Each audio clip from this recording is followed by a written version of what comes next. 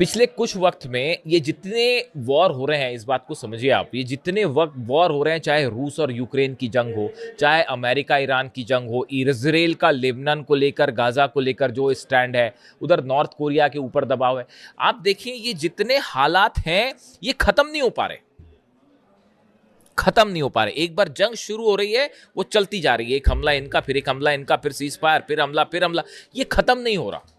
लेकिन हमले कहां नहीं हो रहे, जरा नोट करिए आप। नॉर्थ कोरिया पर अटैक हुआ क्या? नहीं हुआ। क्यों नहीं हुआ? क्योंकि न्यूक्लियर बॉम्ब, क्योंकि डिटरेंस है। ईरान में अब बड़ा वर्ग ये बात को मान के चल रहा है कि ये जो बार बार का तमाशा करते हैं अमेरिकन और डिप्लोमेट्स, और जो इस तरह की बातें होती है कि बयान आते हैं कि अब जो है वो बातचीत होने वाली है, पहले पिटने लगते हैं तो बोले साहब बातचीत कर लेते हैं, फिर हमला कर देंगे, फिर बातचीत कर लेंगे, फिर कभी हॉर्मुज पर हमला कर देंगे, फिर कभी नेवल ब्लॉकेट कर देंगे, फिर कहेंगे बहुत अच्छी बातचीत हो रही है। इसको अगर खत्म करना है, ईरान के ऊपर 30 साल से जो सैंक्शंस लगे हैं, अगर इसको खत्म करना है तो ईरान का एक बहुत बड़ा वर्ग ये मानता है कि एटम बम बना लिया जाए, एटम डिटरेंस घोषित कर दिया जाए, एटम बम जो है उसका परीक्षण कर लिया जाए, ताकि मामला ही खत्म। उसके बाद पूरा समीकरण बदल जाएगा। ये मुस्तफा खामनेई साहब का जो बयान है वो कई बातें शो करता है कि अमेरिका की ये पॉलिसी कि ईरान को दबाया जाए, हमले करके झुकाया जाए, दबाव डाल के न्यूक्लियर डील करवाई जाए, ये पॉलिसी पूरी तरह से डोनाल्ड ट्रंप की फेल हो गई है। पहले दिन से हम ये बात कह रहे थे कि अली खामेनेई साहब को किसी कीमत पे आप उन पर दबाव नहीं डाल सकते। वो ईरान के सुप्रीम लीडर हैं, और देखिए मैं बार बार इस बात को पूछता हूं कि वो उन्होंने अपने जीते जी, जब तक वो हमारे बीच रहे, वो जिंदा रहे, उन्होंने अपने रहते रहते ईरान के लिए वो पॉलिसीज बना ली कि आने वाले कई सालों तक कोई ईरान को छू भी नहीं सकता। उन्होंने ऐसी बुनियाद बना दी जिसके ऊपर अब जो ईरान खड़ा हुआ है उसको ना अमेरिका हरा पा रहा, ना इजराइल हरा पा रहा, ना अरब देश हरा पा रहे, ना यूरोप हरा पा रहा, ना कोई सैंक्शंस काम कर रहा, ना हॉर्मुज। सब करके देख लिया, बमबारी करके देख ली, टॉम हॉक मार के देख ली, F-35 मार के देख लिए, जंग करके देख ली, सैंक्शन लगा के देख लिए, लेकिन अली खामेनेई साहब ने ईरान को उस किले में बदल दिया, मजबूत किले में, जिसको कोई नहीं जीत सकता। ये योगदान है इतिहास में अली खामेनेई साहब का, जो हमेशा याद रखा जाएगा। कम से कम मैं जितना समझता हूं, देखिए 20-25 सालों से मैं इंटरनेशनल रिलेशंस को एनालाइज कर रहा हूं, और जो मेरा आकलन कहता है उनके बारे में, इसीलिए मैं बार बार कहता हूं कि he was not only a supreme leader but he was one of the best military commander the world have ever seen.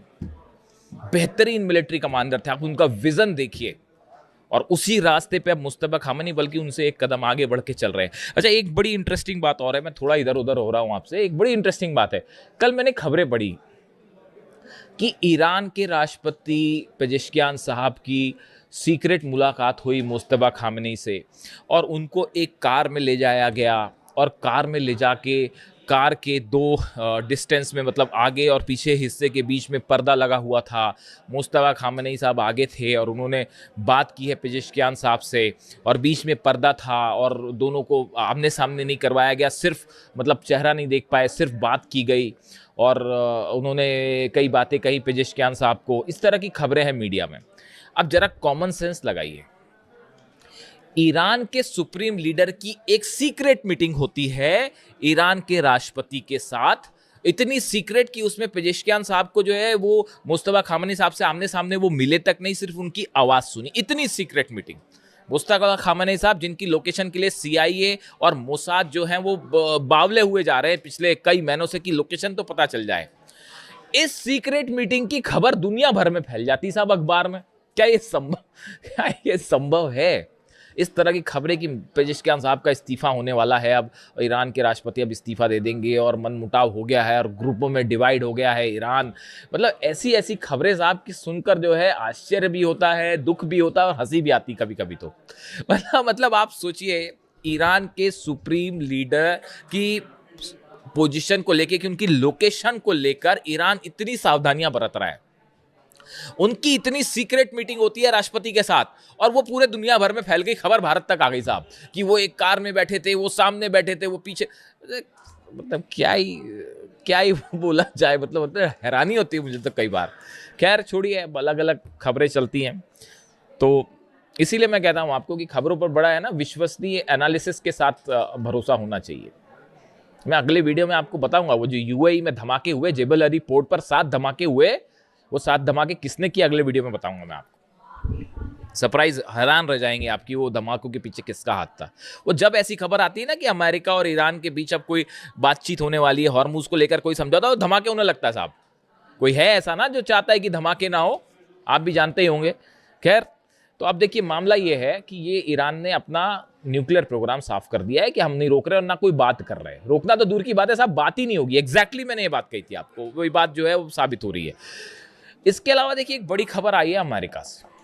America ने अपनी परमाणु हथियारों की नीति में बदलाव किया है और अब अमेरिका छोटे टैक्टिकल न्यूक्लियर बॉम्ब्स यानी छोटे परमाणु हथियार बनाएगा। हालांकि ये रूस और चीन का हवाला देकर बनाए जा रहे हैं, लेकिन उसमें ईरान का भी बहुत बड़ा सिग्निफिकेंस रहेगा। देखिए ये जो खबर है पहले ये देखिए, the pentagon is developing a new US nuclear strategy in the case of a regional war with China और रशिया।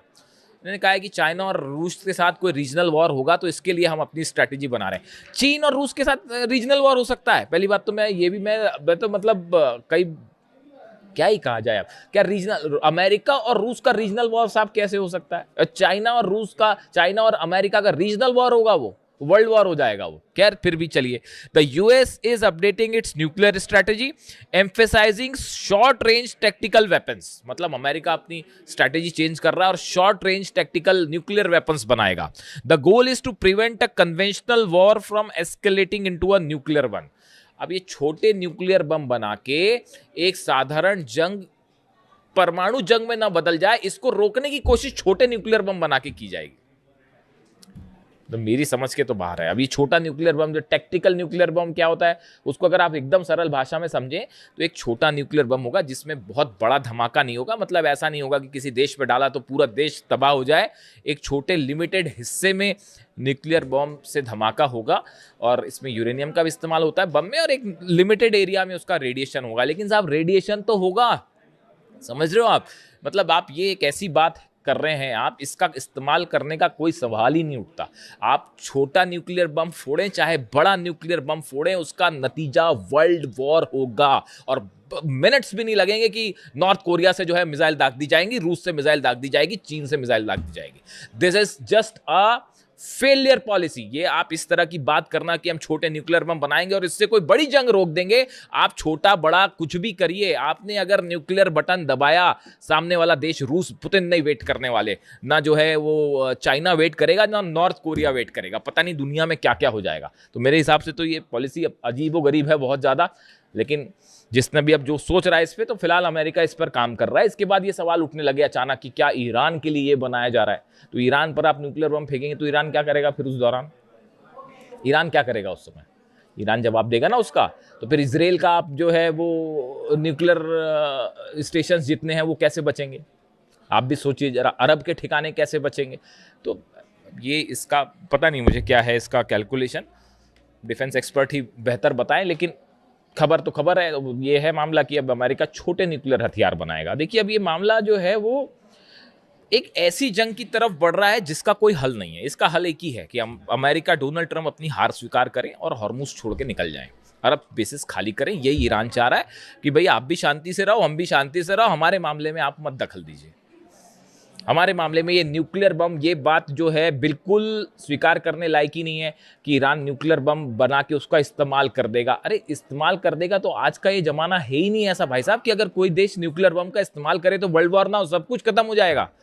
अब ऐसा थोड़ी कि रेडिएशन जो है अगर होगा मान लो, तो रेडिएशन ये देखेगा कि नहीं मैं सऊदी की जो है वो लैंड में नहीं घुसूंगा, रेडिएशन मैं उसमें या यूएई में नहीं करूंगा, या जॉर्डन में नहीं करूंगा, या इसराइल में नहीं करूंगा, या ईरान में नहीं करूंगा। रेडिएशन होता है, किसी भी तरह का रेडिएशन रूस भी खत्म कर देगा, यूरोप भी खत्म कर देगा, अरब भी खत्म कर देगा, इसराइल भी खत्म हो जाएगा। यहां पर न्यूक्लियर धमाके वाली कोई संभावना ही नहीं है। ये बेमतलब की बात है कि ईरान के न्यूक्लियर प्रोग्राम के नाम पर ईरान पर जंग थोपी गई। ये वैसा ही गलत था जैसे वेपन ऑफ मास डिस्ट्रक्शन बोल के सद्दाम पर हमला किया गया था। ये बिल्कुल वैसी ही बात है साहब, इसमें कोई डिफरेंस नहीं है। खैर फिलहाल ईरान की तरफ से मैं इस वीडियो में आगे नहीं जाना चाह रहा। इसके अलावा एक दो खबरें और हैं। हूती ने 2 जहाज सऊदी के और ठोक दिए हैं।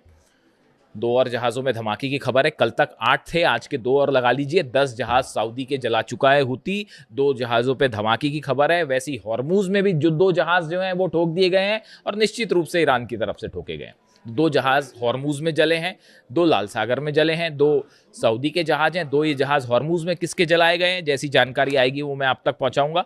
और जो हूती की तरफ से कहा गया है, tankers with ballistic missiles including Daisy in the Gulf of Aden and Wafa near Yanbu in the Red Sea, ये 2 जहाज़ों पर हमले हुए हैं। Saying the attacks are the part of maritime blockade campaign, ये हूती की तरफ से कहा जा रहा है। The group warned that the Saudi linked vessels would not be allowed to transit any key waterways until its demands are met. Houthi की तरफ से कहा गया जब तक हमारी शर्तें पूरी नहीं की जाती, हमारा जो ब्लॉकेड करके रखा है सऊदी ने खत्म नहीं किया जाएगा, तब तक हम ठोकते रहे।